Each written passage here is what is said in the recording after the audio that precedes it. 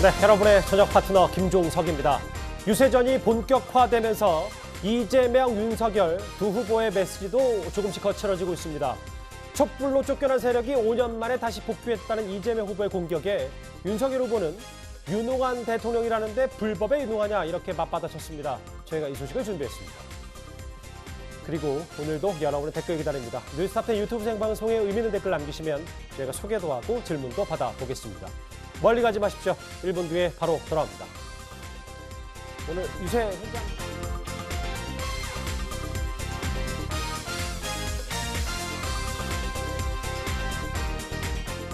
예, 오늘도 뉴스탑10이 자랑하는 뉴스 고수 세 분과 함께합니다.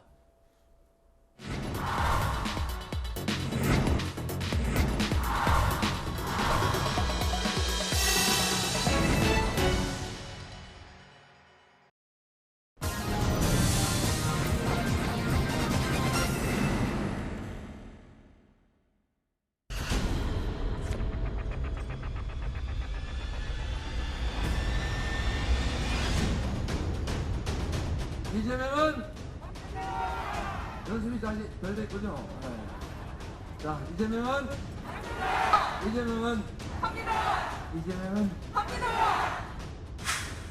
여러분, 추위보다 위기가 더 심각한 문제입니다. 위기를 기회로 만드는 능력 있는 사람들이 함께하면 위기가 더 기회가 됩니다. 앞으로도 위기를 기회로 만들 사람 누구입니까? 이 위기 누가 만들었습니까? 뭐에 유능하다는 것입니까 도대체? 정치인이 아니었던 제가 최근에 정치를 시작하고 국민의힘의 대통령 후보로 이 자리에 섰다는 것 자체가 민주당에 대해서는 파산 선고를 의미하는 것입니다.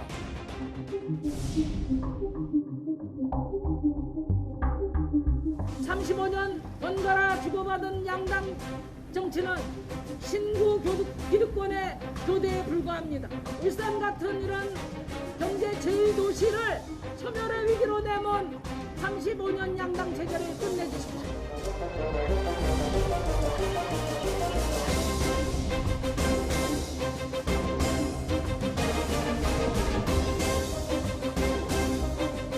한가에서 위로의 말씀들을 주셨습니다. 선거운동 중에도 와주셔서 감사의 말씀 드리고 싶습니다.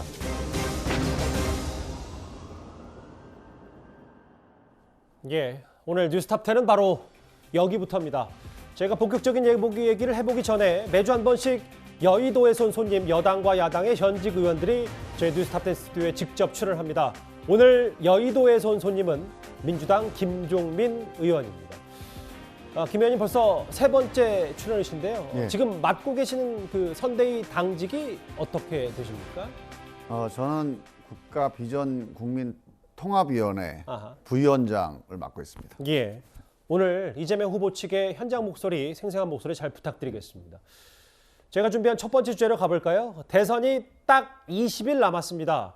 이재명, 윤석열 두 후보 메시지도 유세가 이어질 때마다 수위가 높아지고 있는데요. 오늘은 마치 서로의 연설문을 미리 받아본 듯 한마디 한마디마다 맞붙었습니다. 화면부터 보겠습니다. 경제 문제를 해결할 수 있는 능력이 검증된 사람만 할 수 있습니다. 상대방 헐뜯는 이런 생각 가진 사람, 이런 능력 없는 사람들이 이 나라의 경제를 살릴 수 있겠습니까? 지금 민주당에서는 대선 후보를 내세워서 위기에 강하고 경제에 유능한 대통령 후보라고 자화자찬하고 있는 거 여러분 다 보셨죠? 이 위기 누가 만들었습니까? 뭐에 유능하다는 것입니까 도대체? 보수는 일은 잘하는데 우패에서 문제고 진보는 깨끗하긴 한데 능력이 없는 것 같아요. 이거 다 새빨간 거짓말입니다. 저는 실적을 가지고 실력을 증명해서 여러분이 이 자리까지 불러주셨다고 믿습니다. 인구 100만의 성남시를 이렇게 운영을 했는데 5천만의 대한민국을 운영하면 나라 꼬라지가 어떻게 되겠습니까 여러분? 뭐 루스벨트를 존경한다고 그러는데 어디 루스벨트 대통령 이름을 함부로 거론합니까? 미국 사람들이 웃습니다. 유세전이 본격 시작되니까 이제 한마디도 서로 지지 않고 있습니다. 김종민 의원님. 예. 기업 유치로 경제 유능을 증명했다. 실적으로 실력을 증명했다. 이재명 후보 이제 본격적으로 본인은 윤석열 후보보다 유능하다. 이걸 메시지로 좀 강조하는 것 같더라고요. 네. 일단 지금 그 이재명 후보는 이제 성남시, 경기도 하면서 한 10여 년 이상 예. 종합 행정을 해봤잖아요. 이제 우리 대통령은 이제 행정 수반을 뽑는 겁니다. 행정 집행 전체를 이제 총괄하는 사람을 뽑는 거니까 종합 행정을 해본 경험이 상당히 저는 의미가 있다. 아하. 그렇게 보고 지금 이제 윤석열 후보가 정치적으로 뭐 정권 교체다 하면서 이제 민주당을 공격을 하지만 본인이 갖고 있는 리더십이 이제 검찰에서의 수사 리더십에 이렇게 제한돼 있어요. 예. 그러니까 종합행정이라고 하는 거는 예를 들어서 수사 같은 경우 뭐 군사 작전 같은 경우는 뭐 적이라든가 아니면 범죄자를 뭐 수사하거나 아니면 뭐 공격하면 끝나는 건데 종합행정이라고 하는 거는 여러 사람의 이해관계를 조정해야 되고 모아야 되는 거니까 그런 점에서 보면 그 검찰총장 리더십만 가지고는 어렵다. 그런 점에서 예. 저는 윤석열 후보가 뭐 이재명 후보 공격하는 것보다 본인이 검찰총장 리더십을 어떻게 극복할 건지를 보여줘야 돼요.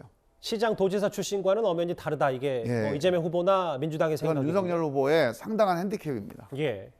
그런데 앞서 화면에서도 보셨다시피 김경진 의원님. 네. 업자에게 8,500억 준 게 유능인가? 불법에 유능하다.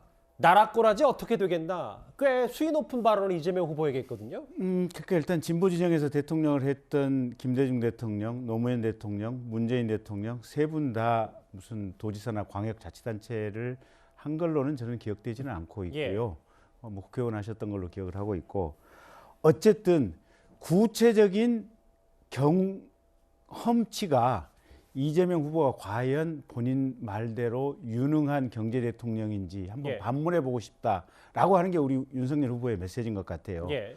아니 대장동 사건만 해도 3억 5천 투자한 사람에게 8천억의 어떤 초과 수익을 남을 수 있도록 이런 사업을 설계를 했다.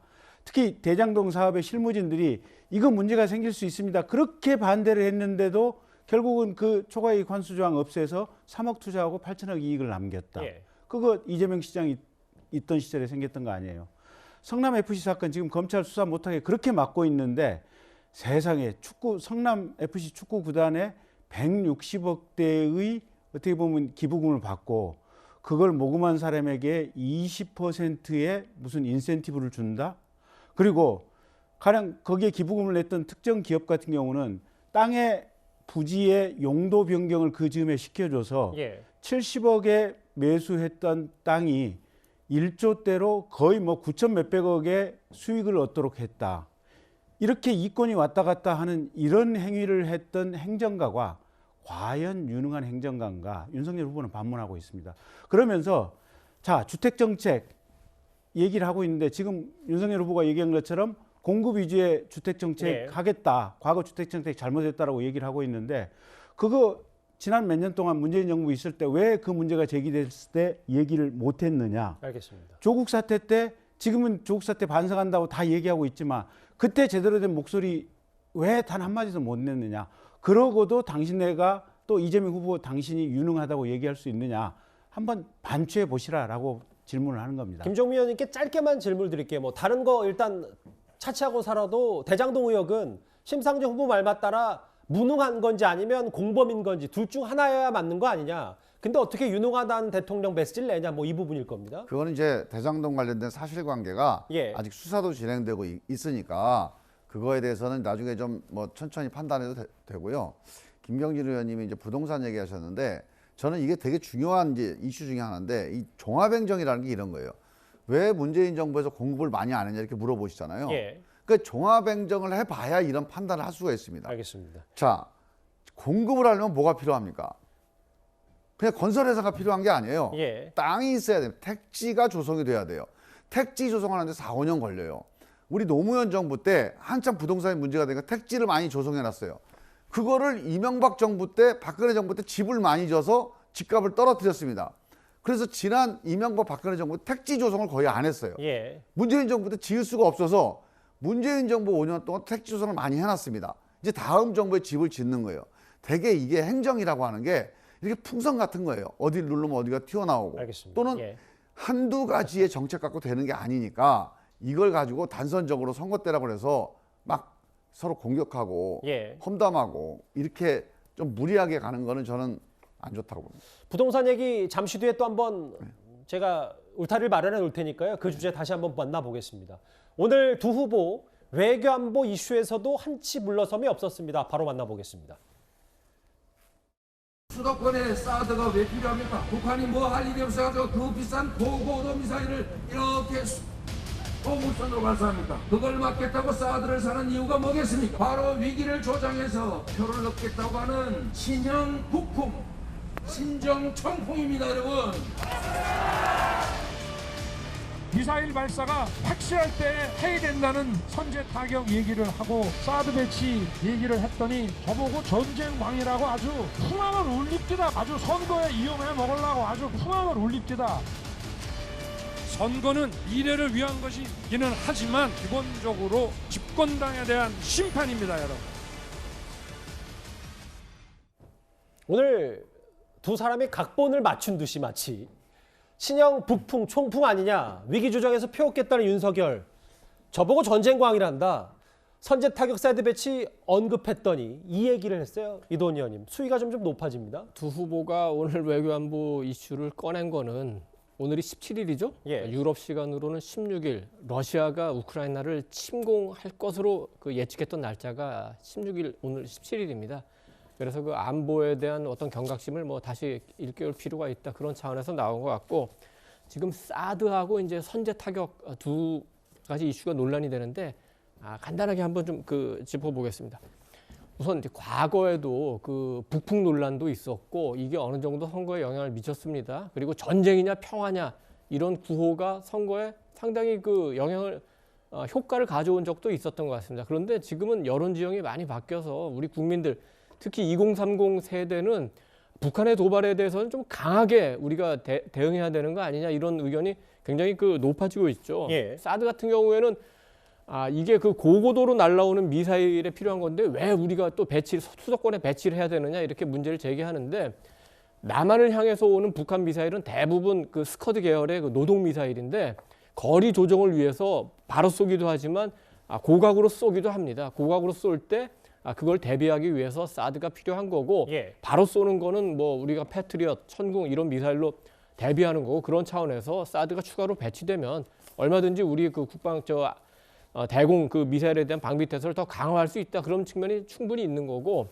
선제 타격은 이제 조금 그 기술적으로 들어갈지 모르겠는데 예방 타격이라는 게 있고 선제 타격이라는 게 있습니다. 예방 타격은 예전에 클린턴 대통령이 영변 핵시설을 그 폭격하려고 한 것처럼 핵 개발 막는 시설을 아예 막아버리겠다고 폭격하는 게 예방 폭격이고 선제 타격은 전쟁 직전에 상대가 쏘기 전에 먼저 쏘는 거를 얘기하는 건데 이건 이제 2017년에 트럼프 대통령도 검토했던 거죠. 윤석열 후보가 얘기하는 거는 뒤에 선제 타격입니다. 만약에 북한이 막 이 미사일을 쏘려고 하면 거기를 우리가 먼저 타격하겠다는 거니까 조금 기술적인 문제지만 요 세세하게 따져보면 우리 국민들이 어느 후보가 안보에 대해서 좀 더 적절한 의견을 갖고 있다. 이거는 뭐 판단할 수 있으리라고 생각합니다. 두 후보가 맞붙은 지점 하나 더 있습니다. 앞서 잠시 논의가 나왔던 부동산 문제인데요. 재건축 단지가 밀집된 노원을 찾은 이재명 후보가 재건축, 재개발에 대한 언급도 했습니다. 윤석열 후보의 부동산 발언도 저희가 이어서 준비를 했습니다. 재개발, 재건축 허가 안 나오니까 힘드시죠? 국법이도 새 집을 달라고 한다지 않습니까? 사람은 오죽하겠어요. 재개발, 재건축 규제를 완화해서 여러분 좋은 주택에서 행복하게 살 길을 열겠습니다. 여기 송파에 20억짜리 아파트 산다고 해서 갑부가 아닙니다. 집 한 채 갖고 사는데 어떻게 갑부입니까? 월급 타서 돈 벌어서 도대체 이 정부 세금 내기 바쁩니다. 집값을 엄청나게 올려놨어요.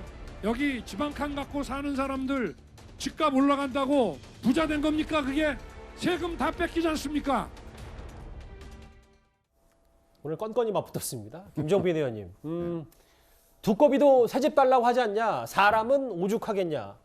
재개발, 재건축 규제 완화할 것이다. 이렇게 얘기를 했는데 사실 이게 문재인 정부와 차별화도 관련이 있을 수 있고, 왜냐하면 제가 이 질문을 드리는 이유가 유세차가 이제 공개가 됐는데 유세차들을 보니까 민주당의 이름 석자, 민주당이라는 글자보다 이재명 이름 석자가 더 크게 돼서 이런 부동산 정책이든 뭐든 민주당보다는 이재명 후보 자체를 부각하려고 하는 거 아니냐, 이런 해석도 좀 나오거든요. 그거는 뭐 그렇게 뭐 여러 가지로 확대 해석하기 전에 부동산 문제에 관해서는 아무래도 국민들이 이제 부동산 가격 오른 거에 대해서 걱정도 많고 비판이 많잖아요. 예. 당연히 새로운 정책과 새로운 대책을 내놓는 게 그게 저는 맞다고 봅니다.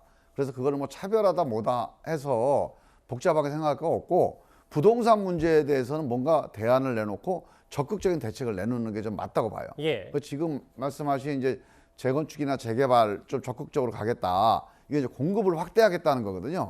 저는 이거 되게 중요한 그런 방향이라고 보고, 지금까지 이제 부동산 문제가 제가 걱정스러운 거는 부동산이 정책 한두 개로 이게 해결된다고 자꾸 생각하는 이런 거는 좀 이제 삼가야 된다. 예. 국민들을 약간 호도할 수 있어요. 되게 부동산이라는 게 결국 수요 공급이, 이 수요를 좌우하는 거는 결국 돈이거든. 돈. 시중에 돈이 얼마나 풀려 있느냐.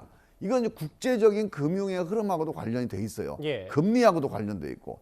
이런 것들이 부동산에 영향을 미치게 되고, 이런 큰 경기의 흐름들이 이제 우리나라만이 아니라 국제적인 시장 환경들이 이제 움직이게 돼 있는 거죠. 그러니까 이런 부분들을 보면서 세제라든가 공급이라든가 이런 것들이 서로 맞물려 가면서 이제 가격이 만들어지는 건데, 세제 하나 뭐 정책을 내놓거나 예. 공급 정책 한두 개를 내놓는다고 해서 이 가격이, 부동산 시장이 좌우된다. 저는 이게 잘못된 메시지를 줄 수 있다. 그리고 후보들도 내가 지금 이렇게 집값 올려놨으니까 내가 잡으면 이렇게 하면은 뭐 집값 잡을 수 있다, 또는 이거 만들어 놓겠다.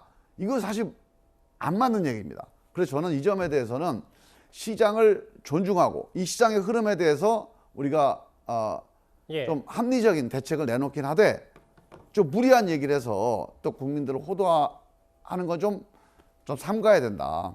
저는 그렇게 생각합니다. 그러니까 김 의원님 말씀은 부동산 정책이라는 게 워낙 복잡 다단하다 보니 예. 한 가지 한두 가지로 결정되지 변수로만, 않아요. 예. 하지만 결과론적으로는 문재인 정부의 부동산 정책은 실패로 돌아갔다. 이 부분은 이재명 후보도 어느 정도 인정하고 이런 정책을 내놨다고 문제가 받아들이면 되겠죠? 있는데 예. 저는 이제 정책이 실패냐 성공이냐, 예. 아까 제가 얘기를 했잖아요. 노무현 정부 부동산 실패했다고 알겠습니다. 그러는데 예. 그때 세제, 그때 공급 가지고 이명박 정부 때 집값을 잡은 거예요. 예. 그러면 이게 정부가, 노무현 정부 이 당대에 그 정책이 꽃을 펴서 집값을 떨어뜨리는 게 과연 옳은 거냐? 예. 그럼 부동산 같이 이렇게 이른바 정책 순환 주기가 큰 정책은 알겠습니다. 잘 못합니다. 윤석열 후보가 서초동에 거주하는데 뭐 20억 아파트 산다고 갑부가 아니다. 세금으로 다 뺏긴다.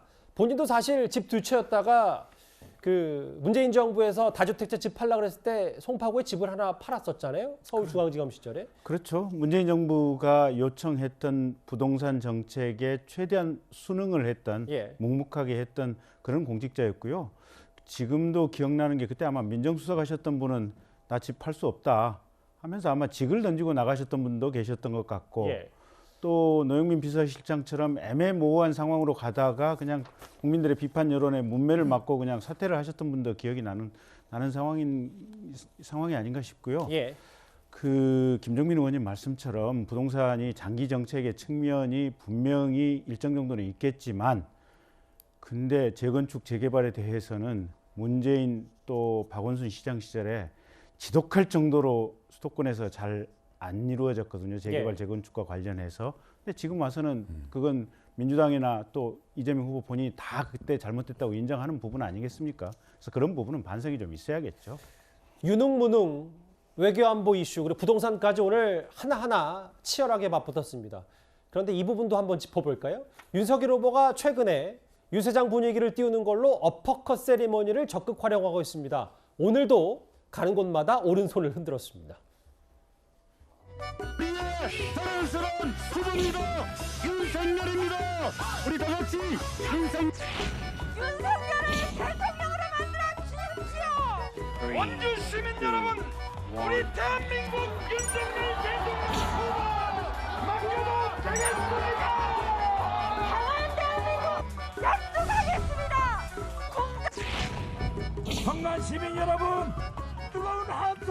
주십시오.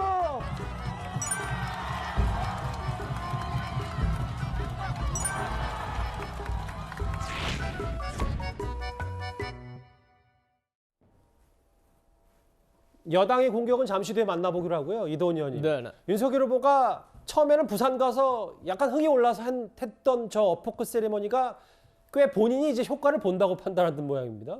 굉장히 좀 그 역동적이죠. 이 어퍼컷이라는 게 예전에 우리 그 2002년 월드컵 때 히딩크 감독이 그 보여줬던 모습이기도 하고 굉장히 쉬우면서도 그 메시지가 강렬합니다. 그래서 윤석열 후보가 나타내고 싶어하는 활력을 상징적으로 보여주는 거 아닌가 이렇게 생각할 수도 있는데 특히 정치하는 사람들은 앞에서 지지자들이 환호하면은 뭐 저절로 엔돌핀이 솟기 때문에 자연스럽게 또 저런 조금 평소보다는 과한 몸집이 그 나올 수도 있고 특히 이게 한번 이제 그 저 많은 국민들이 관심을 갖고 특히 2030 그 세대들이 저 동영상을 굉장히 돌려보면서 저기에 또 편집까지 해서 새로운 동영상을 만들어서 다시 공유하고 이러니까 예. 굉장히 화제성도 있어서 굉장히 성공적인 몸짓으로 지금 이제 야당에서는 생각하는 것 같은데 물론 이제 여당의 그 비판도 있습니다만 그 보수 일부에서도 지금 조금 이제 윤석열 후보가 지지율이 오르고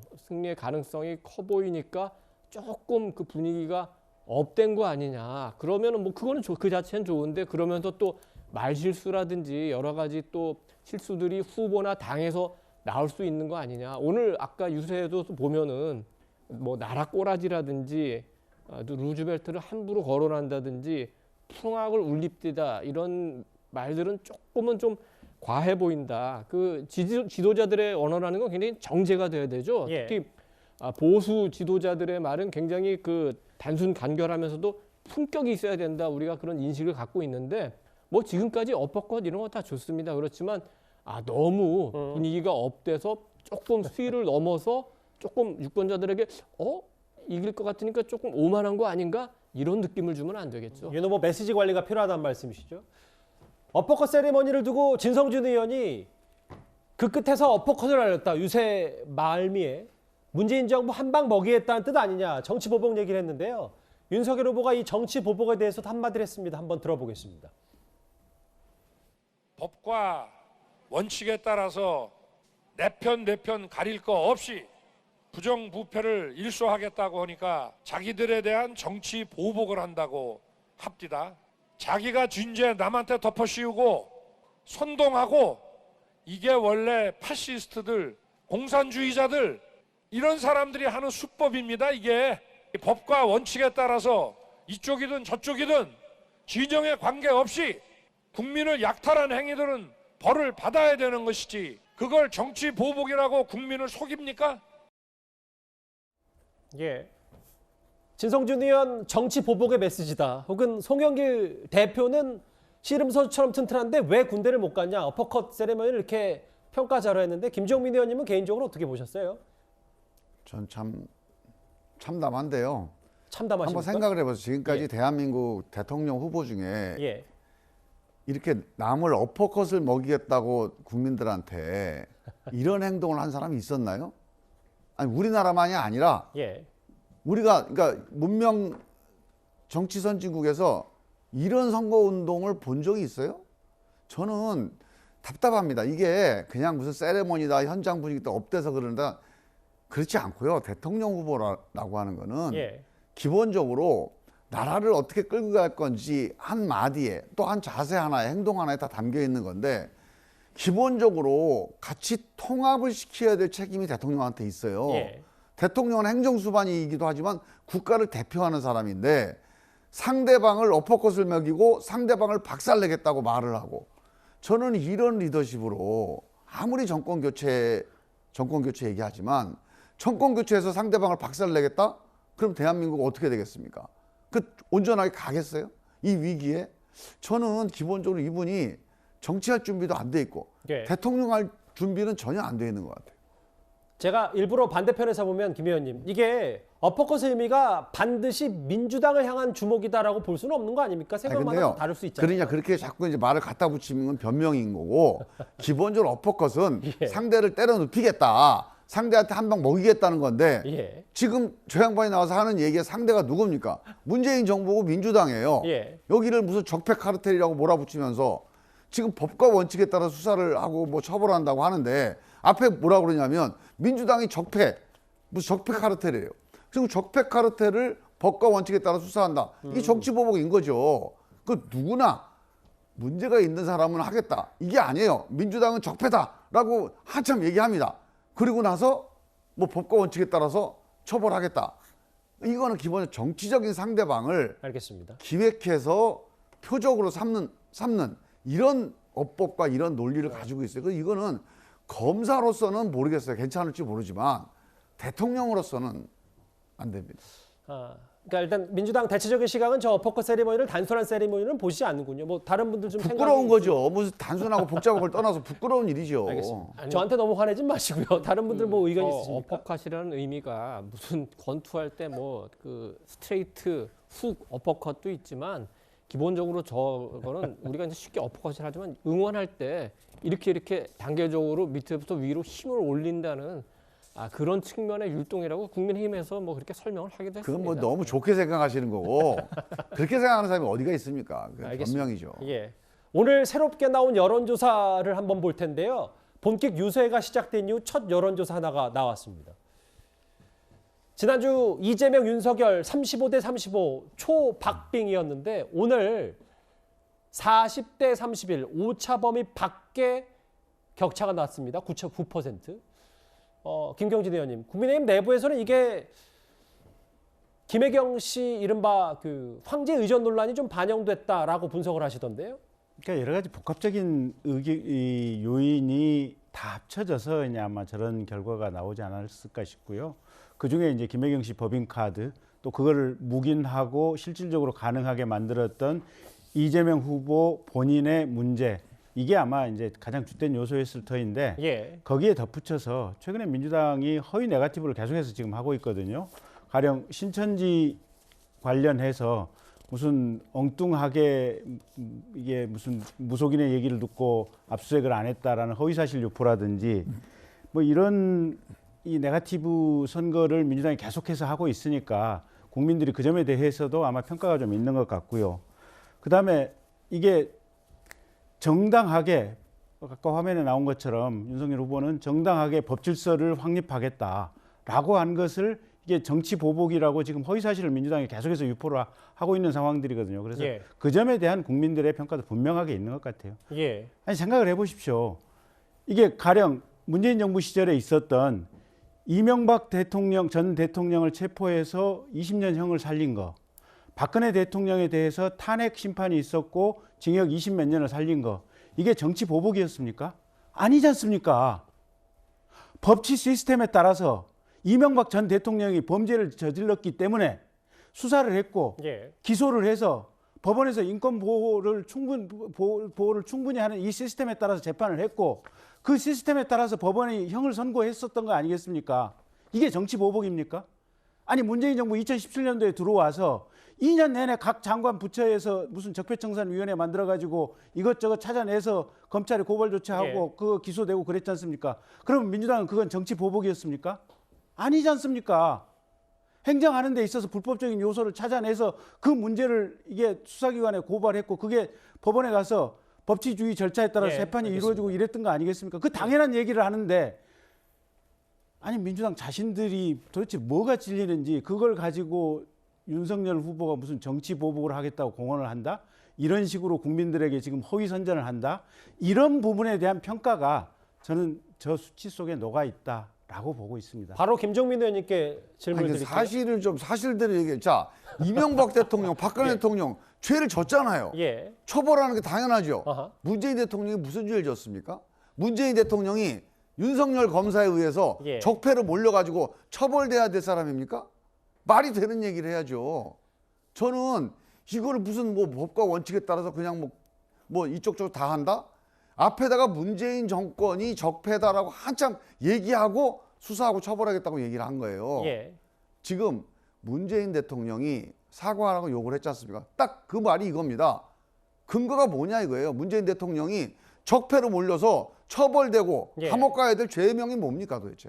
아니 그러니까 내놔봐요 한번. 핵심은 문재인 대통령을 처벌하겠다는 게 아니지 않습니까? 아니 앞에 그렇게 나와 있다니까? 아니 나와 있는 게 아니, 아니고요. 확인해 보세요 확인을. 문재인 대통령이 문재인 정권 적폐 정권 해놓고 잠시만요. 처벌하겠다고 한 거예요. 잠시만요. 문재인 대통령을 예. 처벌하겠다라는 게 아니고 거기서 어떠한 비리나 범죄 행위, 문제점이 나온다고 한다면 그거는 수사기관이나 감찰기관에 의해서 수사나 감찰이 이루어지고 거기에 따라서 시스템에 따라서 이 법적 절차가 진행되어야 된다. 김 의원님 그게 이게 아니라니까요. 윤석열의 한번 다시 뜻이지. 보세요. 앞에 그거를 민주당이 잠시만요. 국민들 호도하고 있습니다. 문재인 정권은 적폐 정권이다.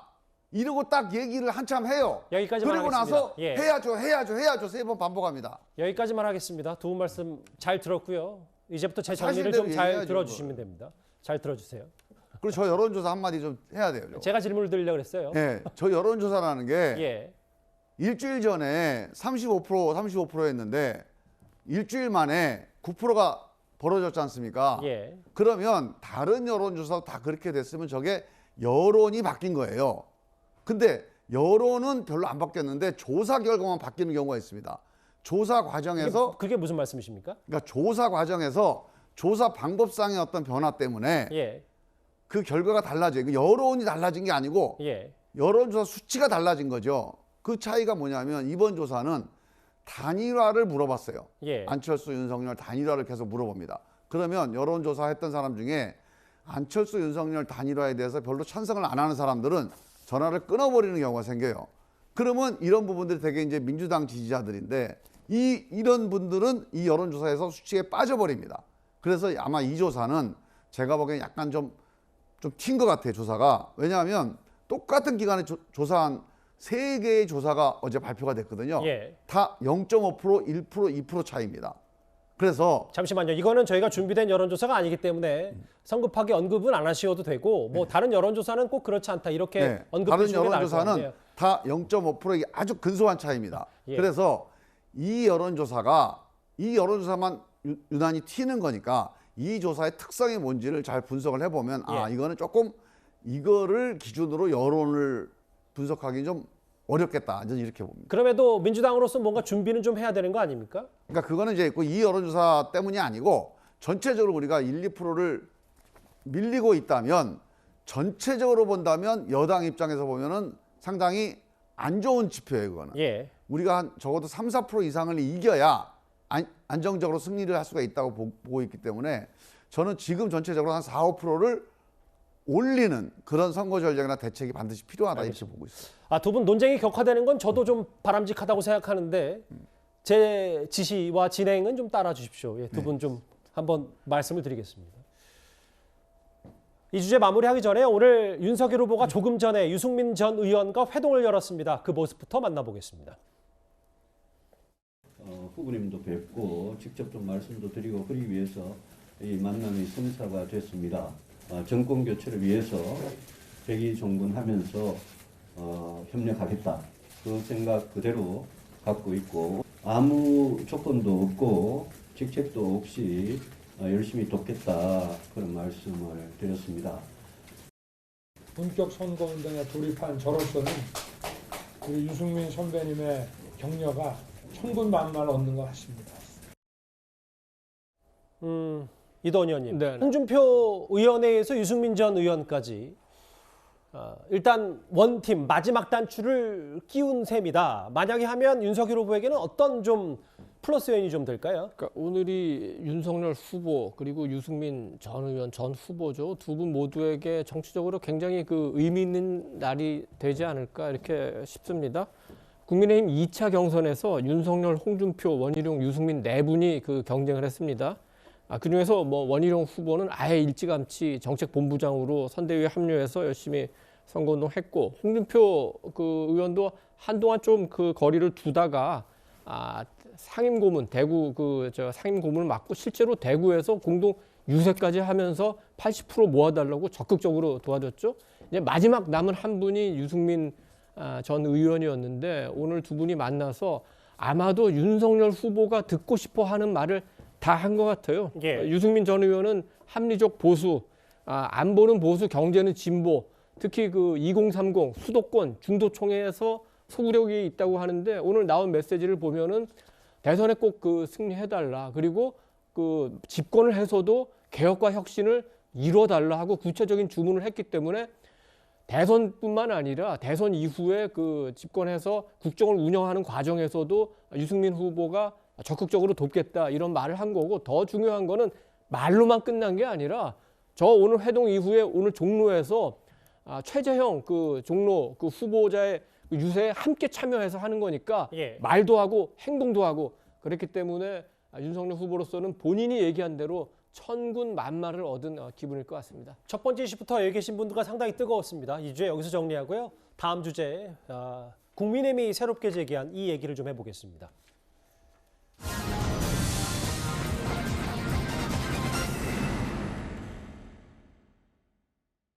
예, 저희가 준비한 2위입니다. 이재명 후보의 옆집 얘기인데요. 국민의힘이 새로운 의혹 하나를 제기했습니다. 김혜경 씨 법인카드 유용 의혹의 연장선상으로 이재명 후보의 성남 자택 바로 옆집에 경기주택도시공사 직원 합숙소가 있었다. 여기가 은밀히 대선 조직을 꾸린 거 아니냐 이런 주장입니다. 화면부터 보겠습니다. 2020년 8월부터 경기주택도시공사가 이 후보 자택 바로 옆집을 전세 계약한 사실이 드러났는데, 언론 보도에 따르면 GH 합숙소를 2020년 8월 이 후보 자택 옆으로 옮겨서 사장이 불법적으로 사용하면서 이 후보 공약 준비 등 대선 준비를 한 것이 아닌가. 이들이 순회동 그림자 대선 조직으로서 만약 사실이라면 이 후보가 몰랐다고 하는 것은 더더욱 말도 안 되거니와 경기도민의 세금으로 자신의 개인 선거 준비 비용을 쓴 결과가 될 수 있습니다. 국민들은 초밥 10인분이 어디로 갔는지, 5급 공무원 배 씨가 말했던 기생충이 과연 누구인지 궁금해하고 있습니다. 이제 이 사건은 부인 김혜경 씨의 일탈을 넘어서 이재명 후보가 관여한 조직적 횡령 범죄라는 합리적 의심을 할 수밖에 없는 상황입니다. 좀 더 정리를 해볼까요? 이재명 후보는 성남 이 자택에서 한 20여 년부터 살았는데 재작년 여름쯤에 이재명 후보 옆집에 경기주택공사 합숙소로 전세 계약이 됩니다. 200제곱미터 대략 통상 61평 아파트에 4명이 살고 있는데, 그래서 지금 야당에서 의혹 제기라는 건 이 부분이 그러니까 세금으로 비공식 선거 캠프로 차린 게 아니냐, 이게 야당의 의혹 제기인 것 같더라고요. 그런 것 같습니다. 그러니까 아직 구체적으로 지금 확인은 안 됐는데 예. 방송 들어오기 전까지 봤던 기사를 근거로 말씀을 드리면 예. 일단 경기도 도시주택공사의 사장을 했던 분이 이현욱 변호사라고 하시는 분인데, 이분이 3달 전에 아마 사퇴를 하셨다는 것 같아요.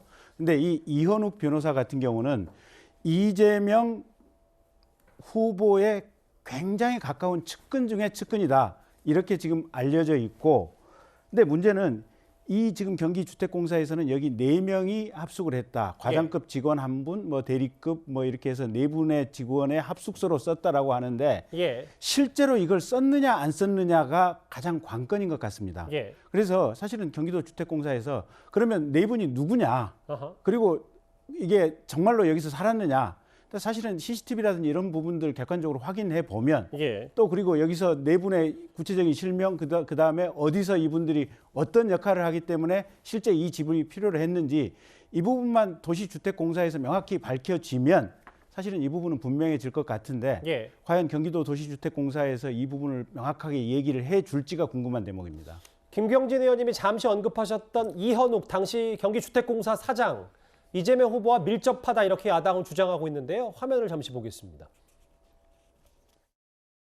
지난 수년 동안 제가 온갖 법률적 문제나 많은 문제들이 부딪혔을 때 제가 직접 못하는 거 많이 해주셔서 감사합니다. 앞으로도 뭔가 같이 이 세상을 약탈이 아닌 합리적 경쟁이 가능한 인간의 세상을 만드는데 같이 했으면 좋겠습니다. 자, 이현욱 변호사님 응원합니다. 화이팅! 그러니까 국민의힘에서도 계속 얘기하는 건 누가 도지사 옆에 합숙소를 차리고 싶겠냐. 분명히 바로 옆집인데 뭔가 있다. 그런데 아직 구체적인 물증을 국민의힘에서 제시한 건 또 아닌 모양입니다. 야당에서 제기하는 의혹의 핵심은 혹시 그 이 지사 자택 옆에 그림자 선거사무소를 차린 거 아니냐. 그리고 그 사무실을 그 경기관광공사 경기 그 주택도시개발공사 그 돈으로 그 전세를 잡고 또 그 운영하는 과정에서도 이재명 후보의 법인카드라든지 그러니까 혈세로 그 개인의 그 사적 캠프를 운영한 거 아니냐 이제 이런 그 의문을 그 제기하는 겁니다. 그렇게 되면은 이게 그 단순하게 그 도정의 문제일 뿐만 아니라 또 선거 사무실은 신고를 해야 되기 때문에 선거법 위반의 소지도 있다. 이게 이제 야당의 주장인데 조금 그 시점을 보면은 그 의혹을 제기할 만한 측면이 뭐 없지는 않은 것 같습니다. 왜냐하면 2020년 8월에 이제 직원들이 이사를 왔다는 건데 그 시점이 언제냐면은 이재명 후보가 대법원에서 선거법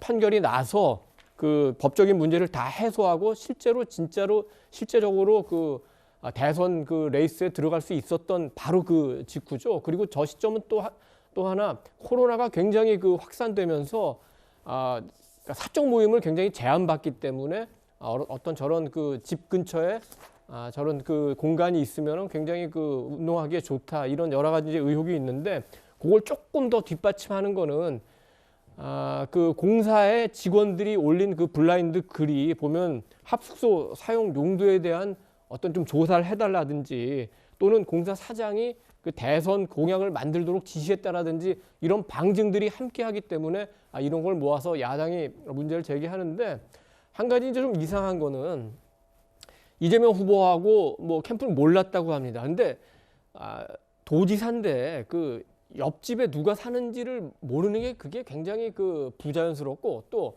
여기서 이제 그 공사 직원들이 합숙을 했다면 바로 옆집에 도지사가 사는데 그걸 몰랐다고 하면은 오히려 모른다고 부인하는 게 더 이상하니까 이런 의혹에 대해서 빨리빨리 좀 이재명 후보 측에서 설명을 좀 잘 해줬으면 좋겠습니다. 이재명 후보의 설명을 그럼 제가 한번 짚어보겠습니다. 공사 직원 4명이 사용하는 합숙소다. 이재명 후보 바로 성남 자택 옆집이요. 옆집에 계약한 건 우연이다. 그리고 뭐 최측근이긴 한데 이것도 관련이 없다라고 했어요. 다음 화면도 또 있나요? 근데 일부 보도를 보니 담당자가 돌연 연차를 냈고 이재명 후보 측도 전세 계약 사실을 몰랐다 이렇게 얘기했습니다. 제가 김종민 의원님께 여러 질문을 드릴 텐데 먼저 그 전에 화면 한번 보겠습니다. 일단 몰랐다. 옆집에 누가 사는지 몰랐다는 게 이재명 후보 측의 설명이고요. 우연이었다라는 게 성남 주택도시공사 측의 해명이기도 합니다. 그래서 야권에서는 또 다른 의혹을 여기다 제기하는 게요. 김혜경 씨가 왜 그렇게 많은 음식들을 주문하고 집으로 배달하는지 의문이었는데 그게 풀렸다라는 얘기도 했습니다. 바로 제보자 A 씨와 배모 씨의 녹음 파일을 다시 한번 듣고 오겠습니다. 와, 근데 저기 사모님 진짜 양 많으신 것 같아요. 드시는 거 보면. 10인분을 아드님들이 드시나? 그렇죠. 뭐 초밥을 쌓아주진 않을 거 아니야. 상하죠. 하루만 지나도. 나는 개인적으로 기생충이 있다고 생각해. 밑에 사는 기생충이 있는 경우가 있어. 뭐 풀구간 미스테리야. 나한테 맨날 그랬어. 저걸 진짜 다 드시는 거냐? 사모님이 맨날 말라 있으신데 아들 드시나 먹나 봐. 그 생각을 했죠. 그러니까 재작년 여름부터 2년간 전세 계약을 했고 저 해당 녹음 파일이 작년 여름이니까 초밥 10인분이 옆집에 간 거 아니냐. 이게 야당 의혹 제기거든요. 김종민 의원. 여기까지 제가 야당 의혹 제기를 하나하나 만나봤는데 이제 여당의 반박도 좀 봐야죠. 김종민 의원 이거 민주당 차원의 어떤 해명이 어떻게 정리가 좀 됐습니까? 아니 일단 그게 그러니까 무슨 확정된 근거가 없이 다 이제 정황 증거들만 가지고 이렇게 추정을 하는 거예요. 예. 그래서 이거는 그냥 확인해 보면 됩니다. 저기 살았던 분들이 누군지 확인해서 그분들이 진짜 합숙을 했는지만 확인하면 끝날 문제고 저는 이제 이게 이제 그 우리 그 후보 측에서는 이제 우연히 그렇게 됐다 이렇게 얘기를 경기도에서 그렇게 해명을 하고 있는 건데 저는 이제 이런 생각이 들어요. 만약에 예. 국민의힘 얘기대로 저기다 선거 캠프를 이제 비공개 선거 캠프를 차려놓고 선거 운동 준비를 했고 그리고 그걸 위해서 초밥을 먹었다면 아니 왜 도지사 집 바로 옆집에 그런 위험한 사무실을 왜 거기다 갖다 놓습니까? 예. 그게 난 이해가 안 가요. 그러니까 이분들이 나름대로 이제 어떤 예상을 그러니까 추정을 할 텐데 역지사지로 한번 생각을 해보세요. 만약에 우리가 선거운동을 한다면 이게 약간 불법 사무실이잖아요. 야당의 주장이 맞다면. 예, 그 야당 주장들은 불법 사무실을 왜 도지사 옆집에 갖다 놓습니까? 그 바보 아니에요, 그러면? 그거는 저 멀찌감치 안 보이는 데다가 좀 안 들키는 데다 갖다 놔야지. 예. 아니, 도지사 집이 20년 살면서 다 알려져 있는 데인데 사람이 드나들다가 만나거나 하다가 또 이런 식으로 또 이제 야당이 나중에 문제가 삼으면 문제가 될 텐데 저는 그게 잘 이해가 안 갑니다. 예. 그러니까 단순한 우연이고 뭐 우연이라고 하면 옆집에 살았다는 건 사실이네요. 이재명 후보가 몰랐다는 전제. 그렇죠. 모르고 이제 살았다는 게 지금 이제 해명이니까 예. 그 사실관계 확인해 보면 되죠. 김종민 의원님의 말씀과 좀 비슷한 얘기 취재 발언을 오늘 우상호 본부장이 했는데요. 그 얘기도 좀 듣고 오겠습니다. 솔직히 말씀드리면 이제 던질 게 없으니까 별걸 다 던진다. 세상에 앞집 옆집에 누가 살고 누가 전세 사는 게 그게 왜 대선 이슈인지 잘 모르겠어요. 왜냐하면 제가 알아보니까 도계공에서 그런 형태의 전세주택을 10채 이상 갖고 있다고 그러는데 그럼 그 10채에서 다 선거 준비했을까요? 다른 것들은 조금씩 검토를 해볼까 이렇게 생각했는데 그거 던지고 나서는 저는 전혀 검토를 안 해봤어요. 약간 좀 의외의 얘기를 던진 것 같습니다. 야당에서 말도 안 되는 의혹을 던진 거다라고 하면서 좀 더 구체적인 얘기를 했어요. 그러니까 야당에서 얘기했던 건 옆집에 그림자 대선 조직이 있고 초밥 10인분, 기생충 이런 표현들이 다 그쪽으로도 같이 간 거 아니냐는 얘기에 대해서 공사 숙소에 후보가 관여할 이유도 없고 이런 해당 공사 직원 합숙소가 100여 개 넘는다. 우연이다라는 얘기를 했거든요. 저거는 민주당이나 이재명 후보 말씀이 맞을 수도 있어요. 예. 아직은 추정이에요. 근데 분명한 건 알 수는 없다. 근데 경기도 도시주택공사에서 사실은 저기 누구가 살았는가 직원들 실명을 까주시면 돼요. 실명을 공개해라라는 말씀. 공개하면 돼요.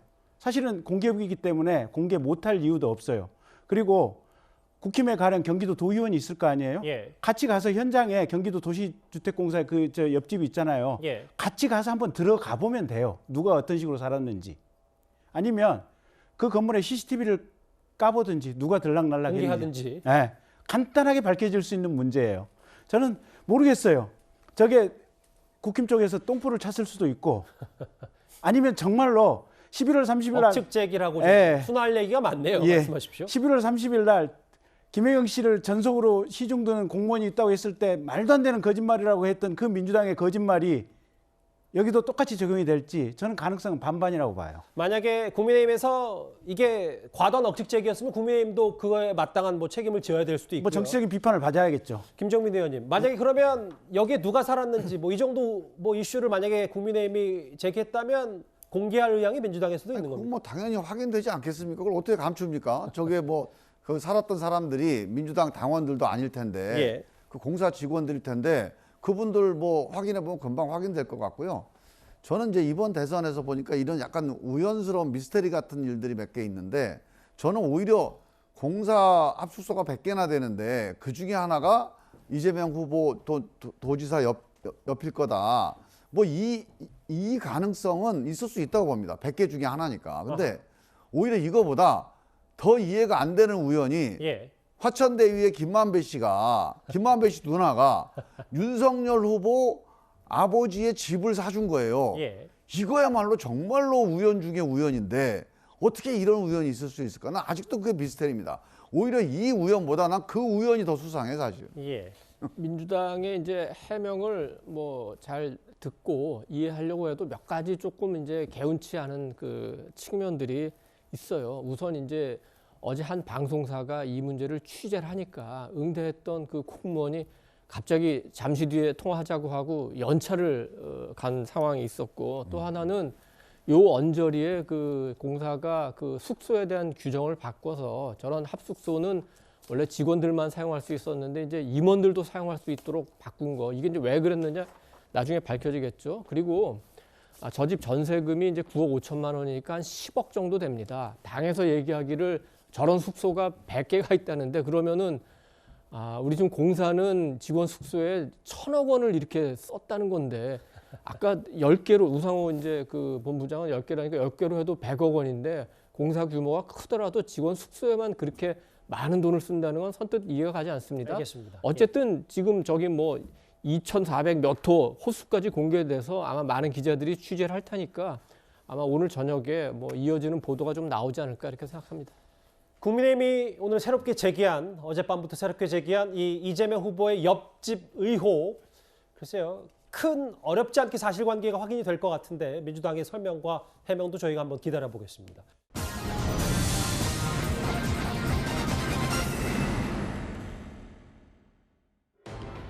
민주당 김의겸 의원은 윤석열 후보 부부가 논란을 부른 이 건진법사 국판에 연루됐다는 의혹을 연일 제기하고 있습니다. 다른 여권 인사들도 이 무성 논란에 참전을 했습니다.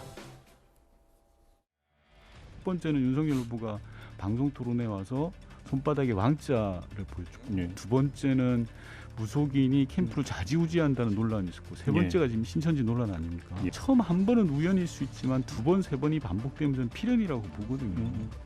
많은 국민들께서 윤석열 후보와 김건희 씨를 떠올리면 이렇게들 요즘 말씀하신다 그래요. 좌주술, 윤석열 후보 좌측의 주술, 그리고 우측의 신천지. 좌주술 우신천지, 이것이 윤석열 후보의 좌우를 에워싸고 있다. 오늘 좀 우연이란 말이 많이 나옵니다. 일단 이재명 후보 옆집에 합숙소가 있었던 것도 뭐 우연이고, 아까 말씀하셨던 김만배 씨 누나가 윤석열 후보의 집을 산 것도 뭐 우연이라고 하는데, 뭐 이런 여러 가지 것들에 대해서 윤건영 의원이 이렇게 얘기했거든요. 왕자 논란, 무속인, 신천지까지 이렇게 반복되면 필연이다라는 얘기를 했는데, 김정민 의원님도 이게 단순한 무속 논란이 네거티브가 아니다 이렇게 판단을 하십니까? 저는 이제 이 문제는요, 상당히 중요한 문제라고 봐요. 이거를 그냥 선거 운동에서 막 공격하듯이 소비할 문제가 아니고 이런 겁니다. 어디 가서 관상을 볼 수도 있어요. 점을 볼 수도 있습니다. 그렇게 예를 다음에 뭐 대통령이 될 거냐, 국회의원이 될 거냐, 뭐 그렇게 좀 그 도사한테 가서 물어볼 수도 있어요. 근데 저는 누구나 그런 걸 할 수는 있지만 적어도 공적인 일을 맡은 사람이 공적인 업무를 하는데 그게 영향을 미치면 안 된다. 저는 이 문제가 되게 중요하다고 보고, 지금 이제 우리 윤석열 후보나 김건희 씨가 그동안에 이분들과 이렇게 맺었던 관계들로 볼 때 공적인 업무하고는 전혀 관계가 없을 거다라고 하는 확신과 신뢰를 줘야 됩니다. 그래서 이거는 저희도 뭐 그러니까 상대방을 공격하기 위해 소비할 문제가 아니라 사실관계를 정확히 확인하는 쪽으로 저는 접근해야 된다. 이거 국민들 입장에서 볼 때는 확인을 꼭 해야 될 사안이거든요. 그런 점에서 저는 신중하고 또 정확하게 접근해야 될 사안 같아요. 알겠습니다. 이재명 후보 역시 어제 오늘 유세장에서 윤 후보를 겨냥해서 점쟁이, 주술 이런 단어를 썼습니다. 한번 들어보겠습니다. 앞으로도 제가 갈 길을 여러분이 정해줄 거라고 믿습니다. 가야 될 길을 점쟁이나 주술가에게 묻지 않고 국민에게 묻겠습니다. 주술의 힘에 의지하지 않겠습니다, 여러분. 박근혜 정부가 무당과 주술사 비슷한 사람들에게 현혹돼서 국정을 농단하고 민주공화국의 기본적인 원리를 무시할 때 우리가 이 자리에 서서 개혁을, 변화를, 혁신을 추구했지 있지 않습니까? 최모 씨는 전문점천인지 모르겠는데 주술을 하지는 않았던 것 같습니다. 주술에 국정이 휘둘리면 되겠습니까, 여러분? 이재명 후보도 윤석열 후보의 이른바 무속 논란을 계속 강조하고 있거든요. 그런데 월간조선의 보도를 보니까요, 이도원 의원님. 5년 전 대선 경선 당시, 민주당 대선 경선 당시에 이재명 후보 부부도 관상가를 만났다. 내가 영분이 될 관상인가? 둘 중 누가 더 관상이 좋냐? 이렇게 얘기했다라는 보도가 하나 나왔습니다. 뭐 재미있는 거는 비슷한 시기에 이재명 후보 부부도 그리고 윤석열 후보 부부도 같은 분에게 뭐 관상을 봤던 것 같죠. 예. 근데 이제 이분이 말씀하시기에 이제 이재명, 김혜경 두 분 부부가 오셨는데 점을 본 다음에 김혜경 씨가 내가 영부인이 될 관상이냐, 다시 말하면 우리 남편이 이제 대통령 되겠느냐 이걸 물었던 거겠죠. 두 번 묻고 또 한 번은 우리 남편하고 나 중에서 누가 더 관상이 좋냐, 남편이 운이 좋아서 대통령이 되는 거냐, 아니면 내가 내조를 잘해서 대통령이 되는 거냐, 이런 취지로 물어봤을 수 있었을 것 같습니다. 그때 이제 이분이 이 후보 관상이 더 좋다 이제 이렇게 얘기했다고 하고, 윤 후보 관련해서는 이제 그 당신은 검사였으니까 그 앞으로 어떻게 될 것 같냐, 검사 끝나면 뭘 해야 되겠냐 이런 얘기는 했는데 그 자리에서 김건희 씨가 정치하면은 그 이혼 도장 찍을 줄 알라. 이거 이전에 그 윤석열 후보가 했던 얘기인데 아마 그 얘기가 뭐 실제로 뭐 있었던 것 같습니다. 근데 재밌는 거는 이 백 교수라는 분이 제가 그 저분한테 얼마 전에 그 이렇게 관상을 본 분한테 얘기를 들었는데 상당히 그 뭐라고 할까, 그러니까 정치적이라는 게 여러 가지 말로 해석이 될 수가 있는데 그런 그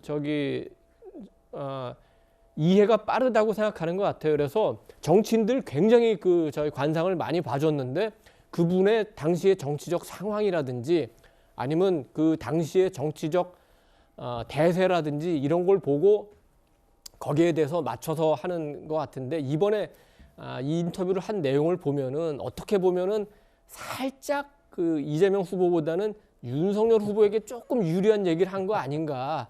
그렇다면 왜 저 백 교수라는 분이 그렇게 굳이 얘기했을까? 이거는 뭐 많은 분들이 판단할 수 있을 거라고 생각합니다. 김종민 의원님이 아까 말씀 중에 잠시 너털 웃음을 주셨는데 만약에 열관조선 보도가 사실이라면 그럼 이재명 후보도 심심치 않게 역술에 의존하는 거 아니냐 이런 얘기가 나올 수 있는데 어떻게 바라보십니까? 아까 제가 말씀드렸는데요.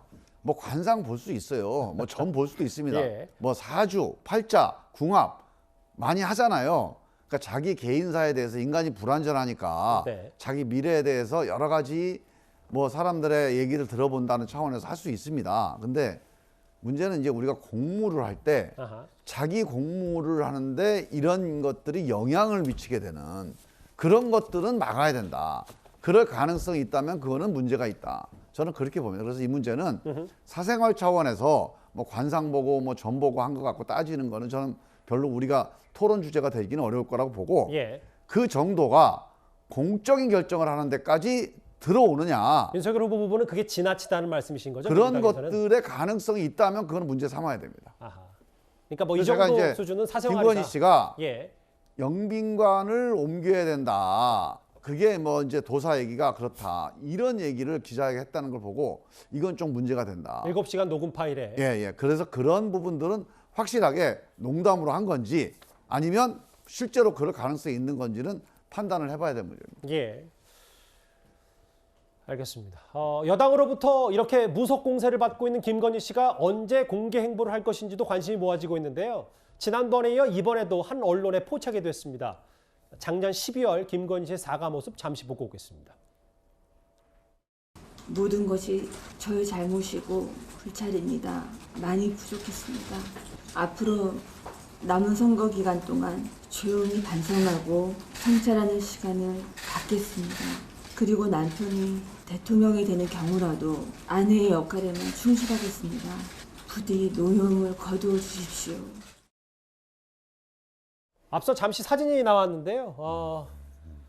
지난번에는 김정한 목사를 만났던 비공개로 김건희 씨가 오늘은 봉은사에서 또 다른 원병스님 등 비공개로 만났습니다. 저 사진인데요. 어쨌든 무속 논란 불식시키기 위한 행보라고 보면 되겠습니까? 무속 논란하고 상관이 없이 어쨌든 배우자로서 문화예술계 그다음에 종교계 인사들을 비공개리에 만나서 아마 선거운동을 한다 이렇게 봐주시면 될 것 같아요. 그래서 배우자인 김건희 씨의 아마 향후 일정은 저런 방향으로 쭉 갈 것이다 이렇게 보시면 될 것 같고요. 그 무속 논란 관련해서 사실은 저는 김종민 의원님 말씀에 100% 동의를 하고요. 거기에 덧붙여서 드리고 싶은 말은 그러니까 뭐냐면 서로 간에 최소한의 금도는 있어야겠다.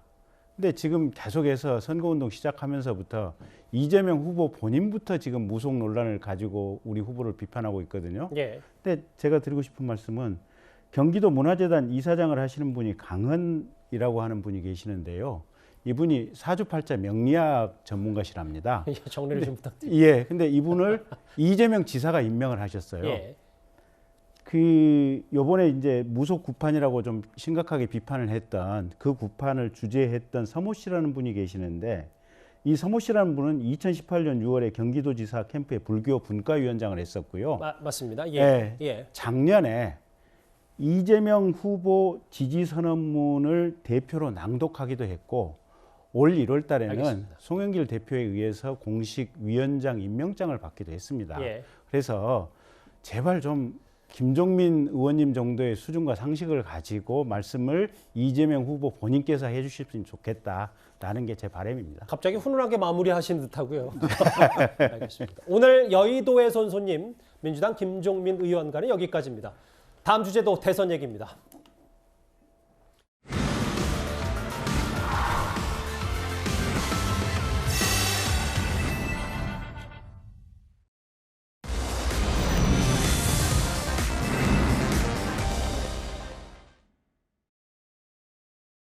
저희가 준비한 7입니다. 이 얘기는 잠시 뒤에 만나보기로 하고요. 링 위에 오른 대선 후보들 못지않게 장외 대결도 불이 붙었습니다. 각 당의 전직 중진 의원들의 공방부터 먼저 화면으로 만나보겠습니다.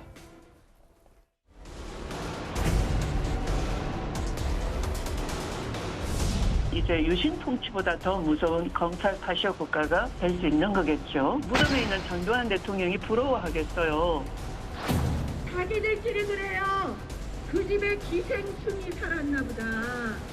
여러분, 이 기생충 가족에게 대한민국 맡겨서 되겠습니까?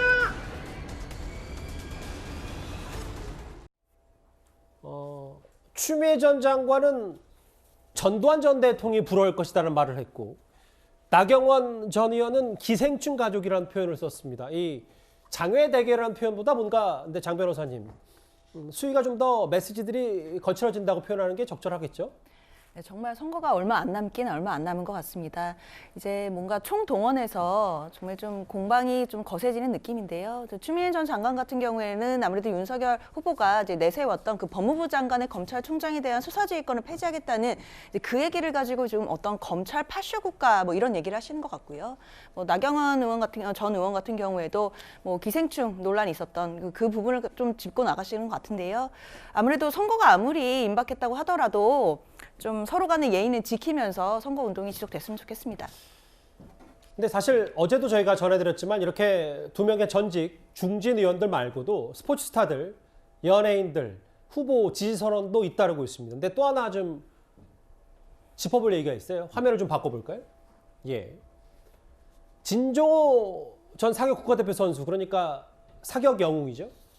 체육인들에게 지난 5년은 힘든 시기였다. 윤석열 후보를 공개 지지했는데 이게 서울시의회 민주당에서 좀 반발이 있는 모양입니다. 좀 구체적인 설명을 부탁드릴게요. 네, 그러니까 지금 이 내규라는 것이 서울시 직장운동 경기부 경기인 행동 강령입니다. 제9조를 위반했다는 내용인데 이 제9조를 살피면은 경기인은 정치 활동에 참여하지 않는다라고 되어 있습니다. 이렇게 그러니까 이 문구만 보면은 포괄적으로 정치 활동을 하지 못하도록 되는 것처럼 보이지만은 단서로서 개인의 정치적 견해와 소신은 존중하되 그것이 단체의 정치적 입장으로 오해받지 않도록 주의할 것이라고 명시되어 있습니다. 이 내용을 살피면은 모든 정치 활동을 다 금지한다는 것이 아니라 체육인이 체육 정책에 대한 비판을 하거나 이럴 때는 그러한 정치 활동 정도는 허용된다는 취지로 보입니다. 다만 그것도 개인의 의사인 것을 밝혀야 되겠죠. 그 진종호 전 국가대표가 얘기하는 내용은 전문 체육과 생활 체육을 갈라놓은 것이 현 정부의 가장 큰 실패다라고 하는데 체육인이 체육 정책에 대한 비판을 하지 못하면 누가 하겠습니까? 그런 의미에서 명백하게 내규 위반이라고 살피기는 좀 어렵다고 저는 보입니다. 이도원 의원님, 뭐 어쨌든 최근에 어제도 얘기했지만 스포츠 스타들이나 연예인들이나 공식적으로 이제 어떤 특정 후보를 지지하는 것들이 예전에 비해서 많이 줄어들었는데 진종호 전 선수가 어쨌든 체육계의 고질적인 문제를 좀 바꿔야 되겠다라고 했다가 서울시에 이런 제동을 걸었다라는 얘기가 좀 있었어서 그렇죠. 우선은 조금 이제 그 체육 정책과 좀 관련된 부분이 있어요. 우리나라가 엘리트 체육이 있고 이제 사회 체육이 있는데 지금 통합돼서 운영되는데 그 부분을 이제 그 나눠서 하려고 그러는데 나누게 되면은 그 사회 체육은 굉장히 정치적인 영향력에 취약합니다. 왜냐하면 전국적으로 굉장히 막대한 조직이 있기 때문에 그 부분을 놓고 사실 여야가 다투는 부분이 있어요. 그러면서 체육계도 엘리트하고 사회 체육으로 조금 그 나뉘어가지고 갈등하는 면이 있기 때문에 구조적으로는 그런 과정에서 나온 거고 또 이제 요 사안만 놓고 보면은 지난 총선 때 그 서울시에서 그 핸드볼 팀 감독하던 임효경 그 감독이 그 문재인 대통령 지지하는 그 발언을 했습니다. 그래서 그 다음에 비례대표로 지금 국회에도 진출해 있는 거 아닙니까? 물론 강령 내에 가급적이면은 그 소속된 선수들이 정치적 의사 표현은 좀 자제하는 게 좋겠다고 해석할 수 있는 부분이 있지만 같은 강령에 보면은 선수 개인의 정치적 의사도 표출할 수 있다 이런 부분도 있기 때문에 이 부분은 뭐 어느 쪽을 보느냐에 따라서 논란이 될 수도 있고 비판할 수도 있고 뭐 그렇지 않을 수도 있지만 지난번에 한번 우리가 경험을 겪기 때문에 그 상식적인 선에서 우리가 판단하면 될 것 같고 아까 얘기했던 우리 엘리트 체육과 사회 체육 문제 그 부분은 기왕에 우리 그 진종호 선수도 우리 금메달 리스트고 체육계 사격계에 영향이 있는 분 아닙니까? 알겠습니다. 굳이 왜 이런 문제를 제기하는지 이 부분에 대해서 좀 귀를 기울여야 될 것 같습니다. 그럼 진종호 전 선수의 목소리와 어제 이재명 후보 유세장의 모습을 드러냈던 신대철 씨의 목소리 이어서 들어보겠습니다.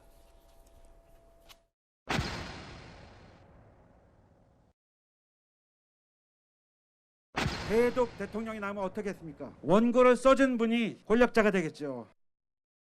우리에게 답을 주지 않는 세력들이 있습니다. 대신 개에게 사과를 합니다.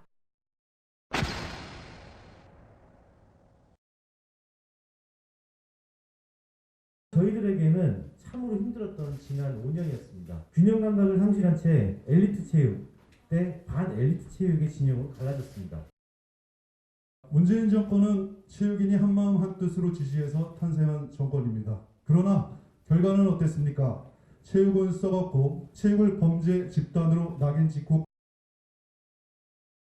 이렇게 장외 지지 선언도 이제 본격적으로 시작이 됐는데 김경진 의원님. 네. 이제 화면이 나올 텐데 이 얘기를 좀 해보겠습니다. 그러니까 윤석열 후보와 김건희 씨를 비방하는 내용의 조직적 댓글 행위, 크라켄, 그러니까 여론 조작 혐의에 대해서 국민의힘이 포착을 했다, 수사에 나서겠다 이렇게 좀 얘기를 했더라고요. 그러니까 지난번에 유죄 판결을 받고 현재 교도소에 수감 중인 김경수 지사 관련된 사건에 조작 프로그램이 킹크랩이었던 것으로 기억이 되고 있고요. 이 킹크랩을 잡기 위해서 이준석 대표가 개발한 프로그램이 크라켄이라고 하는 프로그램입니다. 그래서 각 포털 사이트나 이런 데다가 아이디를 바꿔서 또는 동일한 내용을 거의 반복적으로 또는 약간의 어떤 문장이라든지 단어 한두 개만 바꿔서 도배를 하는 경우들이 있는데 이런 부분을 단속할 수 있는 프로그램이 크라켄인데 이 크라켄을 통해서 조사를 해봤더니 윤석열 후보나 또 배우자인 김건희 씨에 대해서 집중적으로 비방하고 있는 아이디가 상당수 발견이 됐다. 그래서 그런 부분과 관련해서는 수사기관에 수사를 의뢰할 생각이다라는 입장입니다. 그러니까 국민의힘 입장에서는 아마도 지난번 킹크랩 여론조사 조작 사건을 계기로 뭔가 합실하게 문제 제기를 하겠다 뭐 이런 입장이신 거죠? 당연히 문제 제기뿐만 아니고 이건 수사기관이 철저하게 수사해서 법적 처벌까지 해야 될 사항이다 이렇게 봅니다. 유세전 못지않게 장외전, 일부 스포츠 스타와 연예인들의 지지 선언 그리고 여론 조작 사건에 대해서 엄정 대응하겠다 국민의힘이 이런 입장까지 밝혔는데요. 실체가 뭔지도 한번 저희가 잘 지켜보겠습니다. 이 주제 여기까지입니다. 다음 주제 넘어갈 텐데요. 어젯밤 있었던 물밑의 움직임 얘기를 좀 해보겠습니다.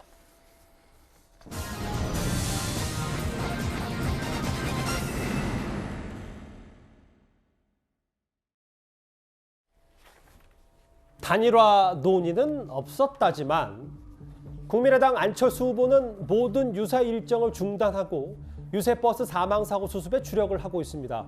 다음 주나 되어야 선거운동을 다시 시작할 것으로 보이는데요. 어젯밤 이재명 후보, 윤석열 후보 두 후보 모두 직접 조문을 했습니다. 하나하나 살펴볼 텐데요. 먼저 이도원 의원님. 주말쯤 선거운동을 재개하고 21일 첫 법정 토론 참석을 계획한다.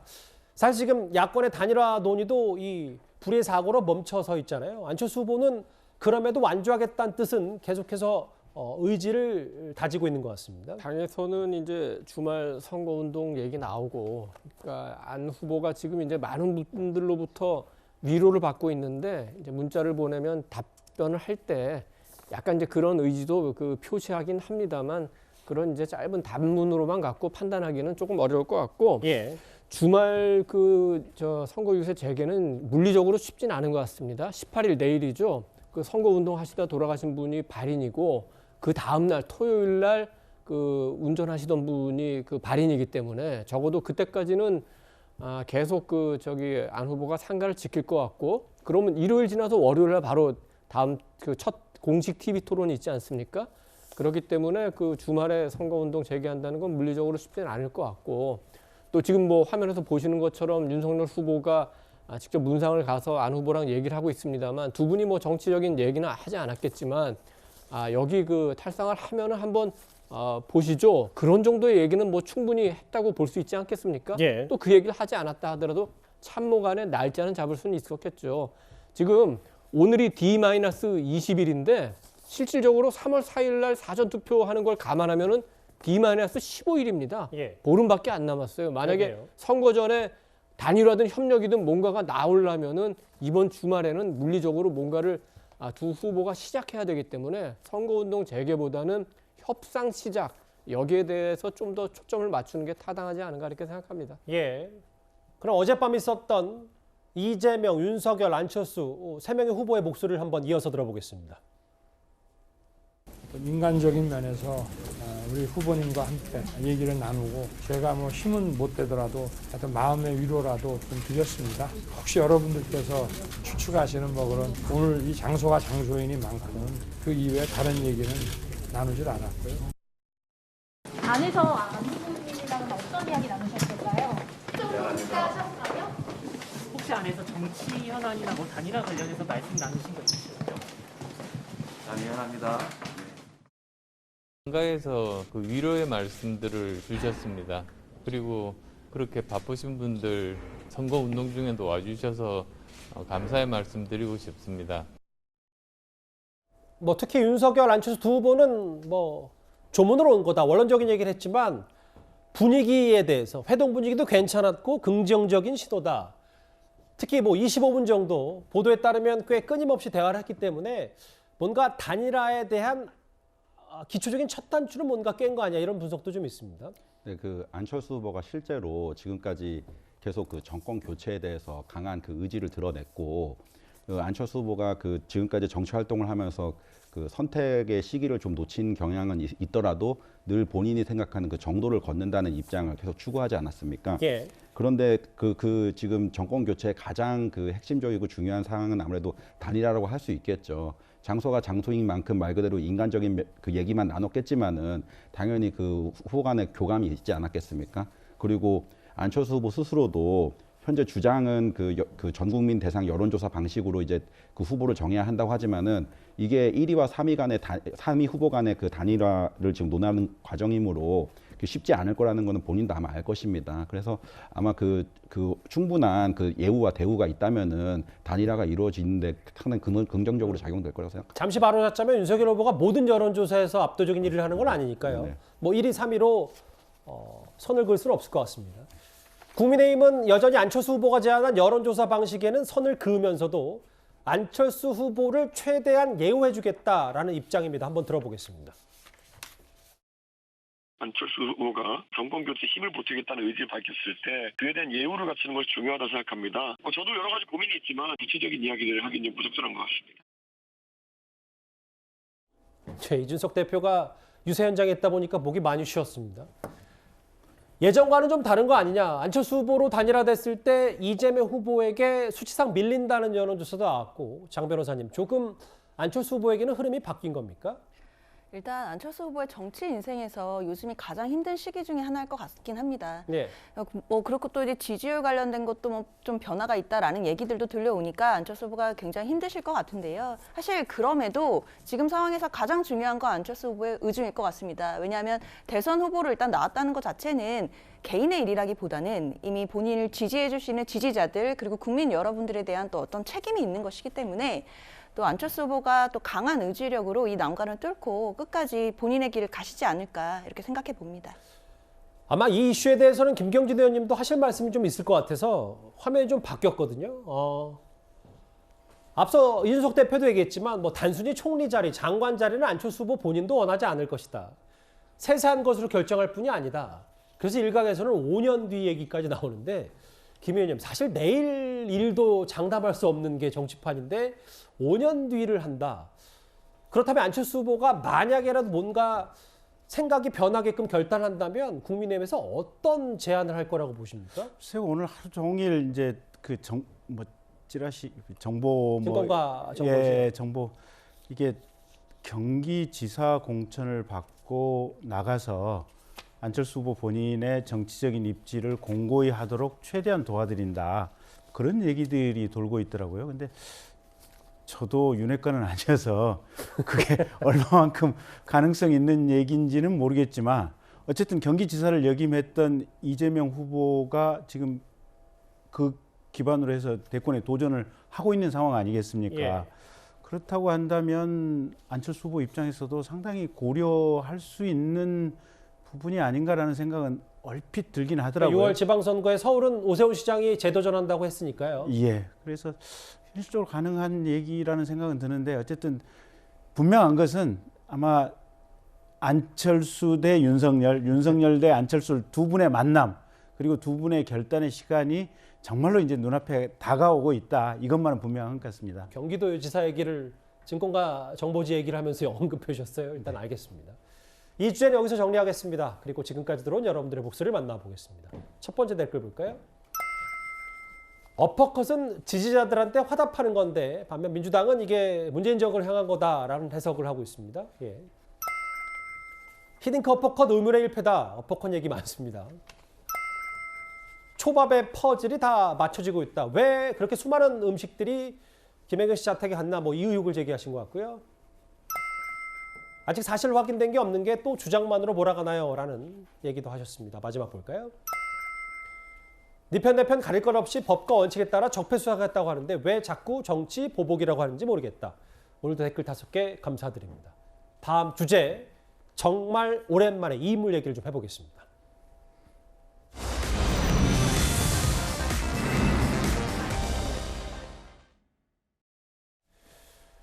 홍상수 감독이요. 베를린 국제영화제에서 심사위원 대상을 수상했습니다. 홍상수 감독이 연인으로 잘 알려진 배우 김민 씨도 동석을 했는데요. 화면부터 보겠습니다. 저희 두 사람 사랑하는 사이고요. 저희 나름대로 진솔하게 사랑하고 있습니다. 진심을 다해서 만나고 사랑하고 있습니다. 모든 것들을 겸허히 받아들이고 있습니다.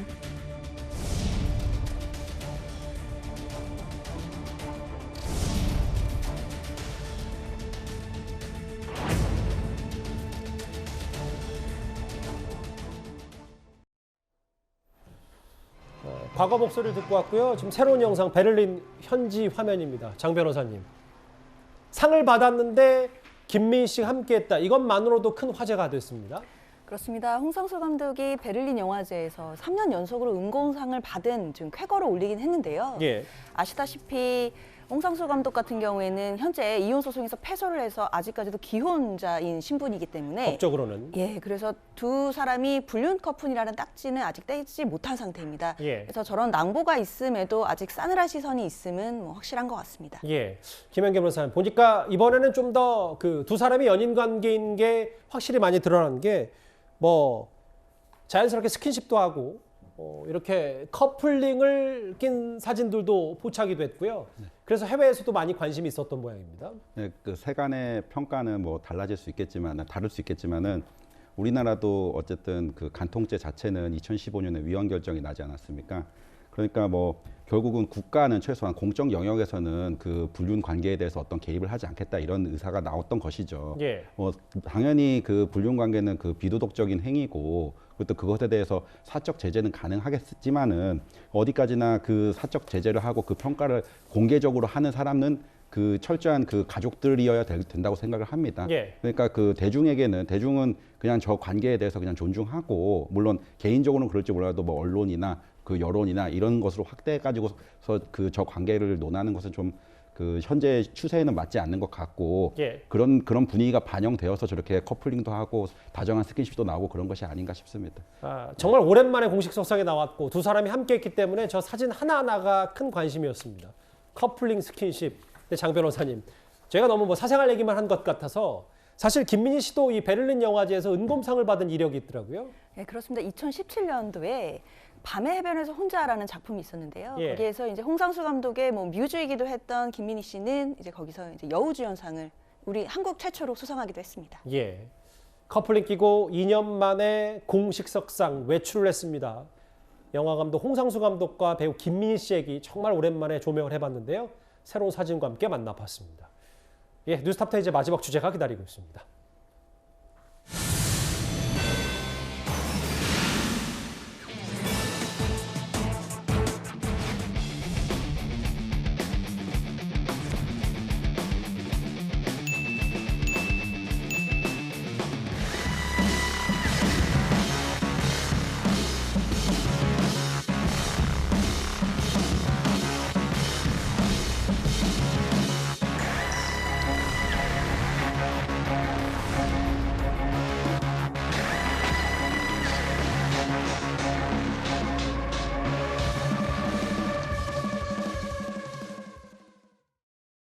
네, 천만다행입니다. 목요일 뉴스탑10 준비한 소식은 여기까지입니다. 여러분 고맙습니다.